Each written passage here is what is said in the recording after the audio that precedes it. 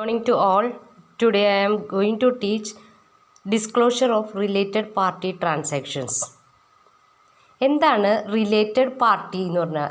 ആരാണ് related party എന്ന് പറഞ്ഞാൽ? A related party is a person or entity that is related to the reporting entity. അതായത് ഏത് കമ്പനിയായിട്ട്, ഒരു കമ്പനിയുടെ ഓണറുമായിട്ട് റിലേഷനുള്ള പാർട്ടിക്കാരെയാണ് നമ്മൾ റിലേറ്റഡ് പാർട്ടി എന്ന് പറയുന്നത്. ഫോർ എക്സാമ്പിൾ, ഇപ്പോൾ ബിസിനസ് ഓർഗനൈസേഷൻ്റെ ഓണേഴ്സിൻ്റെ ഫാമിലി മെമ്പേഴ്സ്, അല്ലെങ്കിൽ അവരുടെ ഫ്രണ്ട്സ്, അല്ലെങ്കിൽ കീ മാനേജറിയൽ പേഴ്സൺ, അല്ലെങ്കിൽ അവരുടെ നെഫ്യൂസ്, അങ്ങനെ അവരുമായിട്ട് നമ്മുടെ ബിസിനസ് സ്ഥാപനത്തിനുള്ള ട്രാൻസാക്ഷൻസിനെയാണ് നമ്മൾ റിലേറ്റഡ് പാർട്ടി ട്രാൻസാക്ഷൻസ് എന്ന് പറയുന്നത്. ഒന്നും കൂടി പറയാം. A related party is a person or entity that is related to the reporting entity. അതായത് നമ്മുടെ ബിസിനസ് സ്ഥാപനത്തിൻ്റെ ഓണറുമായിട്ട് ഡയറക്റ്റായിട്ട് കണക്ഷനുള്ള പാർട്ടീസിനെയാണ് നമ്മൾ റിലേറ്റഡ് പാർട്ടി എന്ന് പറയുന്നത്. Related party relationship are normal feature of commerce and business. നമുക്കറിയാലോ, ഒരു നോർമൽ ഫീച്ചറാണ് ഇപ്പോൾ റിലേറ്റഡ് പാർട്ടീസായിട്ട്, ഇപ്പോൾ റിലേറ്റീവ്സായിട്ട് അല്ലെങ്കിൽ ഫാമിലി മെമ്പേഴ്സായിട്ടൊക്കെ ട്രാൻസാക്ഷൻസ് നമ്മുടെ ബിസിനസ്സിനുണ്ടാവും. അതൊരു നോർമലായിട്ടുള്ള കാര്യമാണ്. A related party relationship could have an effect on the profit and loss and the financial position of the entity. എന്തിനാണ് നമ്മൾ ഈ റിലേറ്റഡ് പാർട്ടി ട്രാൻസാക്ഷൻസ് പഠിക്കുന്നത്?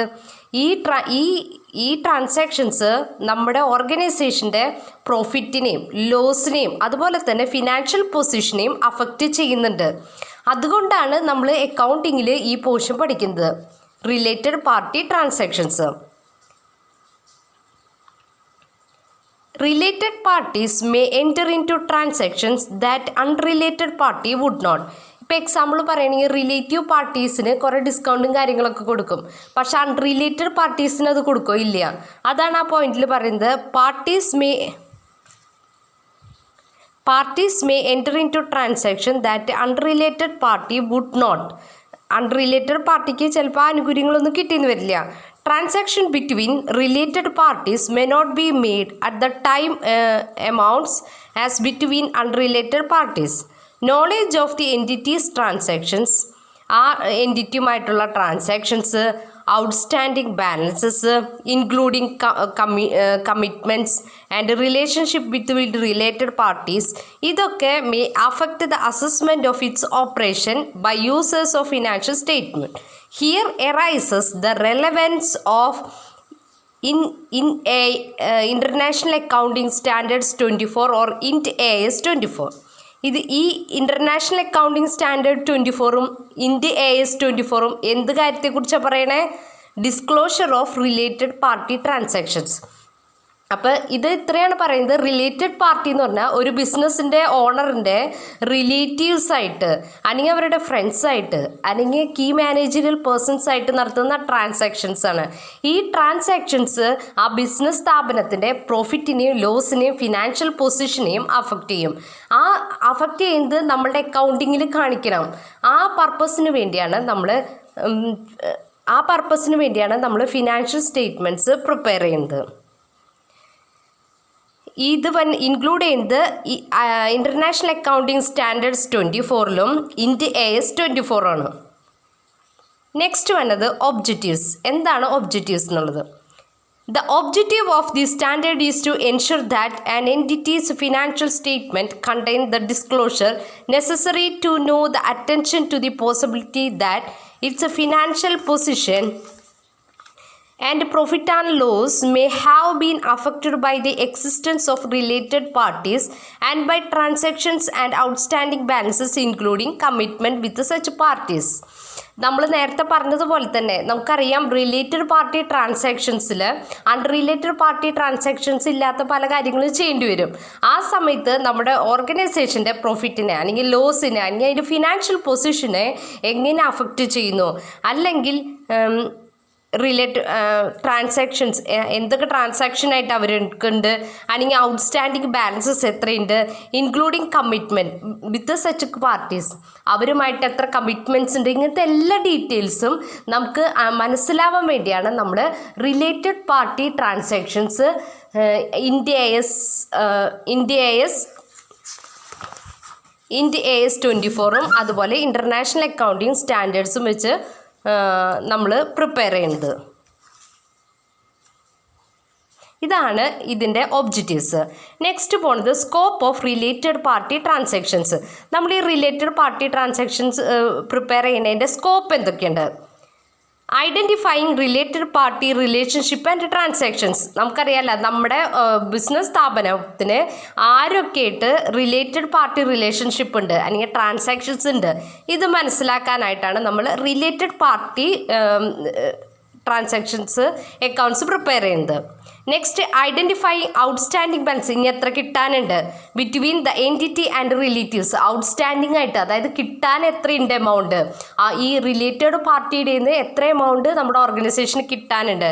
അതുപോലെ തന്നെ identify the circumstances in which disclosure is required in the financial statement. Disclosures ഇത് നമ്മുടെ financial സ്റ്റേറ്റ്മെൻറ്റിൽ ആവശ്യമാണോ, അതിന് ഏതൊക്കെ സർക്കംസ്റ്റൻസ് ആണ് അത് ആവശ്യമായിട്ട് വേണ്ടത്. Determine the disclosure to be made, disclosures എന്തൊക്കെ എന്തൊക്കെ കൊടുക്കണമെന്ന് നമ്മൾ ഡിറ്റർമൈൻ ചെയ്യണം. ഇത്രയും കാര്യങ്ങളാണ് നമ്മുടെ സ്കോപ്പ് ഓഫ് റിലേറ്റഡ് പാർട്ടി ട്രാൻസാക്ഷൻസിൽ വന്നത്. മെയിനായിട്ട് റിലേറ്റഡ് പാർട്ടി ട്രാൻസാക്ഷൻസ് പ്രിപ്പയർ ചെയ്യുന്നത് ഒരു ബിസിനസ് എൻറ്റിറ്റിക്ക് അവരുടെ റിലേറ്റീവ്സുമായിട്ട് എത്ര ട്രാൻസാക്ഷൻസ് ഉണ്ട്. A related party is a person or entity that is related to the reporting entity. ആ എൻറ്റിറ്റിയുമായിട്ട് ബന്ധമുള്ളവർ അവർ നടത്തുന്ന ട്രാൻസാക്ഷൻസിന് നമ്മുടെ ഓർഗനൈസേഷൻ്റെ പ്രോഫിറ്റിനെ അല്ലെങ്കിൽ ലോസിനെ ഫിനാൻഷ്യൽ സ്റ്റേറ്റ്മെൻറ്റിനെ എങ്ങനെ അഫക്റ്റ് ചെയ്യുന്നു, ഇതാണ് ഇതിൽ കോൺസെൻട്രേറ്റ് ചെയ്യുന്നത്. ഇനി ഡിറ്റർമൈൻ ദ റിലേറ്റഡ് പാർട്ടീസ് ആരൊക്കെയാണെന്ന് ഞാൻ പറഞ്ഞു. കീ മാനേജറിയൽ പേഴ്സൺ, അതുപോലെ ഈ ബിസിനസ് ഓണേഴ്സുമായിട്ട് സിഗ്നിഫിക്കൻസ് ഇൻഫ്ലുവൻസ് ഉള്ളവർ, കൺട്രോൾ ഉള്ളവർ, ഇവരൊക്കെയാണ് നമ്മൾ റിലേറ്റഡ് പാർട്ടീസ് എന്ന് പറയുന്നത്. ഇപ്പോൾ parent company, subsidiary company, fellow subsidiaries, joint vendor, other entities, controlled by owners, management, ഇവരൊക്കെ നമ്മളുടെ റിലേറ്റഡ് പാർട്ടി ട്രാൻസാക്ഷൻ്റെ ഡിറ്റർമൈൻ ചെയ്യുമ്പോൾ നമ്മൾ കൺസിഡർ ചെയ്യുന്നതാണ്. ഇനി നമുക്ക് കുറച്ച് ഡെഫിനിഷൻസ് ആണ് പഠിക്കാനുള്ളത്. First related party. നമ്മൾ പറഞ്ഞു, നമുക്ക് മനസ്സിലായി എന്തൊക്കെയാണ് റിലേറ്റഡ് പാർട്ടി എന്ന്. A related party is a person or entity that is related to the reporting entity. Reporting entity ആയിട്ട് ബന്ധമുള്ളവരെയാണ് നമ്മൾ റിലേറ്റഡ് പാർട്ടി എന്ന് പറയുന്നത്. അതായത് ബിസിനസ്സിൻ്റെ ഓണേഴ്സുമായിട്ട് ഡയറക്റ്റ് റിലേഷൻ ഉള്ളവരെയാണ് നമ്മൾ റിലേറ്റഡ് പാർട്ടി എന്ന് പറയുന്നത്. A person or close family member is relating to reporting entity if that person, ഒരു ഫാമിലി മെമ്പറിനെ റിപ്പോർട്ടിംഗ് എൻറ്റിറ്റി എന്ന് പറയണമെങ്കിൽ has control or joint control of the reporting entity. Reporting എൻറ്റിറ്റിയുടെ മേളിൽ എന്തെങ്കിലും കൺട്രോൾ ഉണ്ടായിരിക്കണം. Has significance influence over reporting എൻറ്റിറ്റിയായിട്ട് എന്തെങ്കിലും ഇൻഫ്ലുവൻസ് ഉണ്ടായിരിക്കണം. Is a member of key management person, key management പേഴ്സണിലെ എന്തെങ്കിലും ഒരു മെമ്പർ ആയിരിക്കണം. ഇങ്ങനെയുള്ള ഫാമിലി മെമ്പേഴ്സിനെയാണ് നമ്മൾ റിലേറ്റഡ് പാർട്ടി എന്ന് പറയുന്നത്. An entity is relating to the reporting entity if any one of the conditions applied. The entity and reporting entities are members of the same group. എൻറ്റിറ്റിയും അതുപോലെ തന്നെ റിപ്പോർട്ടിംഗ് എൻറ്റിറ്റിയും ആ ഗ്രൂപ്പിലെ മെമ്പേഴ്സാണ്. One entity is an associate or joint venture of other company. ഒരു കമ്പനിയുടെ joint venture ആയിരിക്കണം വേറൊരു company. Both entities are joint ventures of same third party. Same third പാർട്ടിയുടെ ജോയിൻറ്റ് വെഞ്ചർ ആയിരിക്കണം. One entity is joint venture of third entity and the other entity is associated of third entity. അതായത് ഒരു entity joint venture ആയിരിക്കണം third എൻറ്റിറ്റിയുടെ, അതുപോലെ other entity is associated of third entity. ഇത് ഡെഫിനിഷനാണ്, ഇത് അങ്ങനെ തന്നെ പഠിച്ചോളൂ. The entity is a post employment benefit plan. ആ എൻറ്റിറ്റിക്ക് പോസ്റ്റ് എംപ്ലോയ്മെൻറ്റ് ബെനിഫിറ്റ് പ്ലാൻസ് ഉണ്ടായിരിക്കണം. The entity is controlled or jointly controlled by a person. അത് കൺട്രോൾ ചെയ്യുന്ന ആളായിരിക്കണം. പിന്നെ the entity or any of its group member provide key managerial persons services. ആ ഓർഗനൈസേഷനിലെ ആരെങ്കിലും കീ മാനേജറിയൽ പേഴ്സൺസിൻ്റെ duty provide ചെയ്യണ്ടെങ്കിൽ,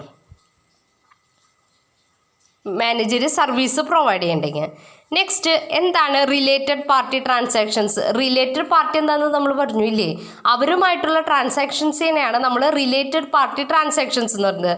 A related party transactions is a transfer of resources, service or obligation between the related parties regardless of whether the price is charged. Close members of family of an individual are those family members who have been expected to influence or influenced by that individual in dealing with the entity. അതായത് അതിൽ വന്നത് the individual's domestic partner and children. ഒരു business സ്ഥാപനത്തിൻ്റെ ഓണറിൻ്റെ domestic പാർട്ട്നേഴ്സോ അല്ലെങ്കിൽ അവിടുത്തെ ചിൽഡ്രൻസോ, children of the individual's domestic partner and domestic പാർട്ട്ണറിൻ്റെ ചിൽഡ്രൻ. ഡിപ്പെൻഡൻറ്റ് ഓഫ് ദി ഇൻഡിവിജ്വൽസിൻ്റെ dependent or the individual's domestic partner. ഇവരൊക്കെയാണ് നമ്മൾ റിലേറ്റഡ് പാർട്ടീസിൽ ഇൻക്ലൂഡ് ചെയ്യുക. നെക്സ്റ്റ് ആരാണ് key managerial person? Key managerial person എന്ന് പറഞ്ഞിട്ടുണ്ടെങ്കിൽ are those persons having authority and responsibility.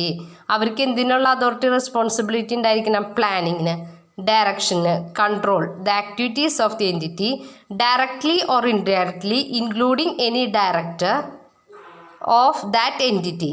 അതിൽ ആ എൻറ്റിറ്റിയുടെ including any director of that entity. അതായത് കീ മാനേജറിയൽ പേഴ്സൺ എന്ന് പറഞ്ഞിട്ടുണ്ടെങ്കിൽ അവർക്ക് planning, controlling, directing the activities of the entity. അതിൽ പ്ലാൻ ചെയ്യാൻ, കൺട്രോൾ ചെയ്യാൻ, ഡയറക്റ്റ് ചെയ്യാൻ ഇതിലൊക്കെ അവകാശമുള്ളവരെയാണ് നമ്മൾ കീ മാനേജറിയൽ പേഴ്സൺസ് എന്ന് പറയുന്നത്. ക്ലിയർ ആയില്ലേ? നെക്സ്റ്റ് ഡിസ്ക്ലോഷർ എന്ന് പറഞ്ഞൊരു ടോപ്പിക്കാണ്. At a minimum disclosure shall include. ഒരു മിനിമം ഡിസ്ക്ലോഷർ എന്ന് പറയുമ്പോൾ അതിൽ ഇൻക്ലൂഡ് ചെയ്യുന്നത് ദ എമൗണ്ട് ഓഫ് ട്രാൻസാക്ഷൻസ്, എന്തൊക്കെ ട്രാൻസാക്ഷൻസ് അവരുമായിട്ട് നടത്തി. The amount of outstanding balance, എത്ര ഔട്ട്സ്റ്റാൻഡിങ്, എത്ര എമൗണ്ട് കൂടിയും അവർ ഈ ഇതിൽ റിലേറ്റഡ് പാർട്ടി ട്രാൻസാക്ഷനിൽ തരാനുണ്ട്. പ്രൊവിഷൻസ് ഫോർ ഡൗട്ട്ഫുൾ ഡെപ്റ്റ് relating to the amount of outstanding ബാലൻസിൽ എത്ര പ്രൊവിഷൻ ഡൗട്ട്ഫുൾ ഡെപ്റ്റ്സിന് നമ്മൾ ക്രിയേറ്റ് ചെയ്യണം.